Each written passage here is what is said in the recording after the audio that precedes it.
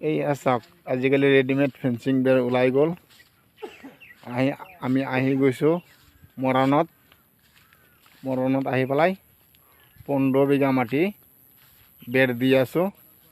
এইটো হ'ল আপোনাৰ 7 ফুট 6 ফুট ওখ ৱাল। আপোনাৰ ফেঞ্চিং হ'ব আপোনাৰ 5 ফুট। 5 ফুটৰ ওপৰত আপোনাৰ হ'ব 3ডাল বেলেৰ থকা তাৰ। এইয়া তিনটা হোৱাৰ পাছত আপোনাৰ এইটো যে ৱাল হৈছে 8 ফুট পোষ্ট হ'ব। 2 ফুট আমি পুতি দিম। 6 ফুট ওলাই থাকিব। 6 ফুট ওলাই থাকিব। 5 ফুটে ফেঞ্চিং হ'ব। ওপৰত 3ডাল বেলেৰ থকা তাৰ হ'ব। এইয়া চাওক আমি তলত ঢালাই কৰিলোঁ। ঢালাই দিয়া আছে। আকৌ 3 লাইন যিহেতু আমি টানিলোঁ। 1 লাইনৰ তলত 1 লাইন মাজত